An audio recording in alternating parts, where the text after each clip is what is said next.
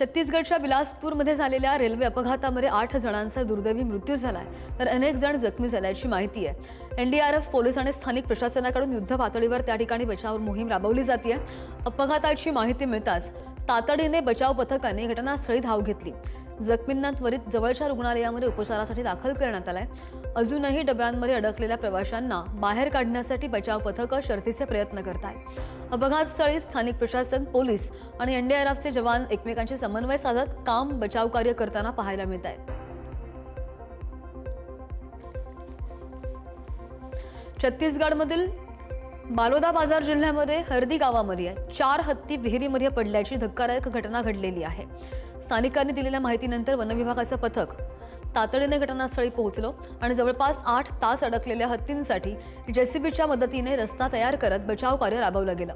2 हत्ती आणि एका पिल्लाला आधी बाहेर काढण्यात यश आलं आणि त्यानंतर उर्वरित दोघेही सुरक्षित बाहेर आले।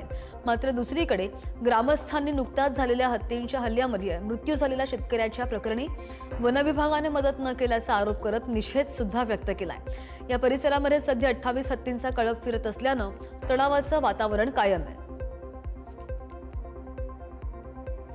बिहार विधानसभेच्या निवडणुका 2 टप्प्यांमध्ये होत आहेत। पहिल्या टप्प्याचं मतदान उद्या गुरुवारी होत आहे। मतदानाचा पहिला टप्पा आला तरी विविध राजकीय पक्षांच्या नेत्यांकडून आश्वासनांची तुफान खैरात सुरू आहे। मध्य आणि पश्चिम बिहारमध्ये पहिल्या टप्प्यामधील मतदान होत आहे। ही निवडणूक 121 मतदारसंघांमध्ये होत असून 18 जिल्ह्यांमध्ये होते। या मतदारसंघांमधील प्रचार मंगळवारी शिगेला पोहोचला होता। बिहारमध्ये एनडीए 160हून अधिक जागा जिंकेल असा दावा केंद्रीय गृहमंत्री अमित शहा यांनी मतदानाच्या पहिल्या टप्प्या अगोदर केलाय। बिहारमध्ये विधानसभा निवडणुकांची रणधुमाळी सुरू आहे आणि त्यामुळे एनडीए आणि इंडिया आघाडीच्या जोरदार प्रचारसभा सुरू आहेत। पहिल्या टप्प्यातील मतदानापूर्वी केंद्रीय गृहमंत्री अमित शहा यांनी मोठा दावा केलाय। 14 नोव्हेंबर रोजी निवडणूक निकाल जाहीर होतील तेव्हा एनडीए 160हून अधिक जागा जिंकेल आणि या निवडणुकीमध्ये युतीमधील सर्व पक्षांचा स्ट्राईक रेट चांगला असेल असं सुद्धा ते म्हणाले। भारतीय लष्करावर केवळ 10% लोकांचं नियंत्रण असल्याचा दावा संसदेमधील विरोधी पक्षनेते राहुल गांधी यांनी केलाय। विधानसभा निवडणुकांच्या अनुषंगाने बिहारच्या औरंगाबादमध्ये प्रचार करताना त्यांनी हे वक्तव्य केलंय। देशामधील फक्त 10% लोकांना कॉर्पोरेट क्षेत्र, नोकरशाही आणि न्याय व्यवस्थेमध्ये संधी मिळते। अगदी लष्करही त्यांच्या नियंत्रणाखाली आहे। उर्वरित 90% असलेले मागासवर्गीय, दलित, अनुसूचित जमाती आणि इतर अल्पसंख्याक कुठेच दिसत नाहीयेत असं सुद्धा ते म्हणाले। बिहारच्या जनतेला केंद्रीय मंत्री नितीन गडकरींनी मोठं आश्वासन दिलंय। बिहार विधानसभा निवडणुकीमधील प्रचार सभेत गडकरी यांनी राज्यामधील रस्ते अमेरिकेसारखे बनवण्याचं वचन दिलेलं आहे। सारण जिल्ह्यामधील मांजी इथं एनडीए उमेदवार रणधीर सिंह यांच्या समर्थनार्थ बोलताना त्यांनी उत्कृष्ट पूल, जागतिक दर्जाचे राष्ट्रीय महामार्ग आणि जलदगती विकासाची हमी दिली आहे। हे आमचे उपकार नाही आहेत, हा तुमचा पैसा आहे, तुम्ही मालक, आम्ही सेवक असं सुद्धा यावेळी गडकरी म्हणाले। काँग्रेसचे नेते शशी थरूर यांच्या नव्या वक्तव्यामुळे राजकीय वर्तुळामध्ये एकच खळबळ माजली आहे। घराणेशाही राजकारण भारतीय लोकशाहीसाठी घातक असल्याचं मत मांडत थरूर यांनी याचा थेट परिणाम प्रशासनाच्या गुणवत्तेवर होत असून आता गुणवत्तेला प्राधान्य देण्याची वेळ आली असल्याचं सुद्धा म्हटलंय। काँग्रेस, सपा, राजद, ठाकरेंची शिवसेना आणि द्रमुकसह अनेक पक्षांमध्ये नेतृत्व पिढ्यानपिढ्या हस्तांतरित झाल्याचा उल्लेख सुद्धा त्यांनी केलाय। त्यांच्या लेखानंतर भाजपने त्यांना खतरो के खिलाडी म्हणून संबोधलेलं आहे। थरूर यांच्या या भूमिकेमुळे घराणेशाहीवर नवी चर्चा रंगली आहे। बिहार निवडणुकीमध्ये भाजप उमेदवार म्हणून मैदानामध्ये उतरलेली गायिका मैथिली ठाकूर सध्या बरीच चर्चेत आली आहे। पण विकासाच्या आराखड्यासंदर्भात केलेल्या वक्तव्यामुळे सोशल मीडियावर ट्रोल सुद्धा झाली आहे। दरभंग्याच्या अलीनगर मतदारसंघामधून लढत असलेल्या मैथिलीला पत्रकाराने विकासाची ब्लूप्रिंट विचारल्यानंतर तिनं वेगळंच उत्तर दिलं। ही गोष्ट मी कॅमेरासमोर कशी सांगू, ब्लूप्रिंट ही खासगी गोष्ट आहे असं ती म्हणालेली आहे। तिच्या या उत्तराचा व्हिडिओ व्हायरल होत असून नेटिझन्सकडून तीव्र प्रतिक्रिया उमटतात। संधी मिळाल्यास विकास करू असं म्हणणाऱ्या मैथिलीला आता या वक्तव्यामुळे टीकेला सामोरं जावं लागतंय। पश्चिम बंगालच्या मुख्यमंत्री ममता बॅनर्जी यांनी कोलकात्यामधील सभेमध्ये केंद्र सरकार आणि निवडणूक आयोगावर तीव्र शब्दामध्ये टीका केली आहे। Suo motu inquiry of residents SIR फक्त एका महिन्यामध्ये पूर्ण करण्याची घाई का असा थेट सवाल त्यांनी उपस्थित केलाय. 2002 मध्ये ही प्रक्रिया 2 वर्ष चाललेली होती अशी आठवण करून देत त्यांनी बिहारमध्ये SIR दरम्यान किती रोहिंग्या आणि बांगलादेशी आढळले याची माहिती चयन आयोगानं जाहीर करावी अशी मागणी सुद्धा केली आहे. मतदार याद्यांमधून एकही पात्र मतदाराचं नाव वगळलं तर भाजप सरकार पाडण्याची हमी देऊ असा इशारा सुद्धा त्यांनी दिलेला आहे. भाजप मतांच्या नव्हे नोटांच्या बळावर निवडणुका जिंकत असल्याचा आरोप सुद्धा ममता बॅनर्जी यांनी केलाय. केंद्रीय मंत्री पियुष गोयल यांचा विमानतळावरचा एक व्हिडिओ बराच चर्चेत आलाय. न्यूझीलंड दौऱ्यासाठी प्रतीक्षा करताना त्यांनी विमानतळावरच बसून फाईलींवर सह्या करत काम उरकल्याचा व्हिडिओ समोर आलेला आहे. वेळ का वाया घालवायचा असं म्हणत गोयल यांनी मोकळा वेळ कामासाठी वापरल्याचं म्हटलंय. दरम्यान न्यूझीलंड सोबतचा FTA गेल्या 20 वर्षांपासून प्रलंबित असून पंतप्रधान मोदींच्या विकसित भारत 2047 लक्ष्याप्रमाणेच व्यापार वाढवणं, गुंतवणूक आकर्षित करणं आणि रोजगार निर्मिती ही आगामी काळातील प्राधान्याची क्षेत्र ठरणार असल्याचं सुद्धा ते म्हणाले. एका पोलीस उपअधीक्षकाला उत्पन्नापेक्षा जास्त संपत्ती कमावल्याच्या प्रकरणामध्ये निलंबित करण्यात आलाय. फक्त 10 वर्षांमध्ये 200 ते 300 कोटींची संपत्ती जमवली आणि त्यामुळे पोलीस दलामध्ये एकच खळबळ उडालेली आहे. गृह विभागाने हे प्रकरण दक्षता विभागाकडे चौकशीसाठी सोपवलेलं आहे आणि कानपूरच्या पोलीस आयुक्तांच्या अध्यक्षतेखाली ऋषिकांत शुक्लांवर झालेल्या आरोपांची चौकशी करण्यासाठी SIT सुद्धा स्थापन करण्यात आली होती. त्यामधून त्यांनी भ्रष्टाचारामधून जमावलेल्या संपत्तीची माहिती समोर आली आहे.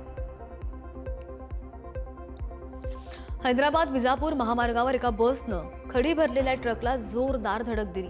अपघातामध्ये 3 बहिणींसह 19 जणांचा मृत्यू झालेला आहे आणि या तिन्ही बहिणी हैदराबादमध्ये शिकत होत्या. एका लग्नाला उपस्थित राहण्यासाठी तंदूर इथं आलेल्या होत्या. भीषण अपघातामध्ये तिन्ही मुलींचा मृत्यू झालेला आहे आणि त्यामुळे सगळ्यांनाच मोठा धक्का बसलाय. मुलींचे मृतदेह पाहून त्यांची आई बेशुद्ध पडली आहे. बस नादुरुस्त असताना सुद्धा रस्त्यावर उतरवल्यामुळे नागरिक संताप व्यक्त करतायत. तामिळनाडूमधील कोइंबतूर सामूहिक बलात्कारामधील तिन्ही आरोपींना अटक करण्यात आली आहे. आरोपींनी एका पोलीस अधिकाऱ्यावर हल्ला केला आणि त्यांनी अटक करण्यासाठी त्यांच्या पायावर गोळ्या झाडल्या. यामध्ये तिन्ही आरोपी जखमी झालेले असून जखमी आरोपींना जिल्हा सरकारी रुग्णालयामध्ये दाखल करण्यात आले. विशेष पोलीस पथकाने आरोपींना एका मंदिराजवळ घेरलं. पळून जाण्याचा प्रयत्न करत असताना आरोपींनी पोलीस अधिकाऱ्यांवर विळ्याने हल्ला केला, ज्यामध्ये हेड कॉन्स्टेबलच्या डाव्या मनगटाला दुखापत झालेली आहे. प्रत्युत्तर म्हणून पोलिसांनी गोळीबार केला.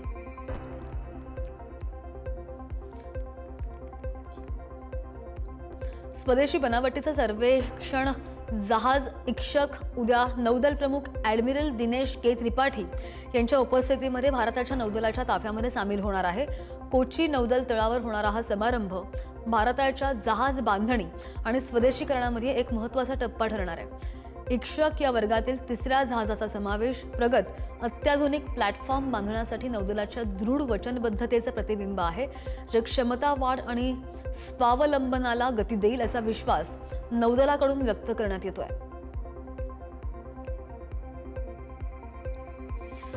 विमान तिकीट बुकिंग केल्यानंतर त्यामध्ये 48 तासांमध्ये बदल केल्यास प्रवाशांना कोणताही भुर्दंड सोसावा लागणार नाही.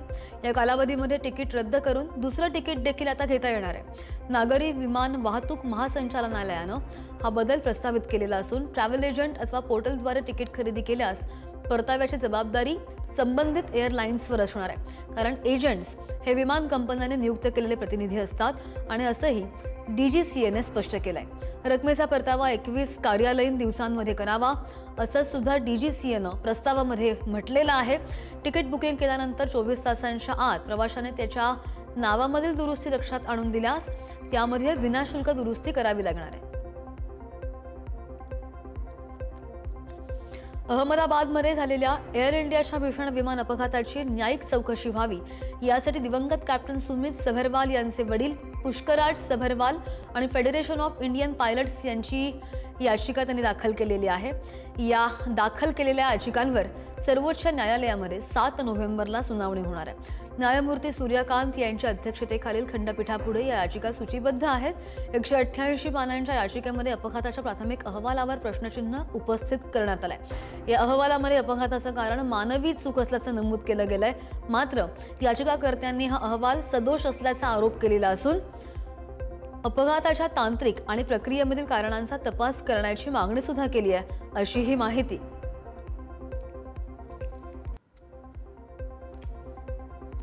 IIT मुंबई आणि हैदराबादच्या उस्मानिया मेडिकल कॉलेजमधील संशोधकांनी एका नव्या संशोधनामधून मधुमेही रुग्णांमध्ये होणाऱ्या मूत्रपिंडाच्या गुंतागुंतीची पूर्वसूचना रक्तामधील सूक्ष्म घटकांद्वारे मिळू शकते असा निष्कर्ष काढलाय। मेटाबोलॉमिक्स आणि अत्याधुनिक तंत्रज्ञानावर आधारित या अभ्यासामुळे भविष्यामध्ये रुग्णांच्या शरीर रचनेनुसार उपचार पद्धती ठरवणं आता शक्य होणार आहे आणि भारताला diabetes capital of the world म्हटलं जातं। तब्बल 10 कोटी भारतीय मधुमेहाने ग्रस्त असून आणखी 13 कोटी जण प्री डायबिटिक अवस्थेत आहेत। विश्वविजेता भारतीय महिला क्रिकेट संघ काल राजधानीमध्ये दिल्लीमध्ये दाखल झाला आणि यावेळी भारतीय महिला क्रिकेट संघाचं दिल्लीमध्ये जंगी स्वागत करण्यात आलं। हॉटेलमध्ये संघाचं आगमन होताच ढोल ताशांच्या गजरामध्ये स्वागत करण्यात आलं। आज महिला क्रिकेट संघ पंतप्रधान नरेंद्र मोदी यांची भेट घेण्याची शक्यता वर्तवली जाते आहे।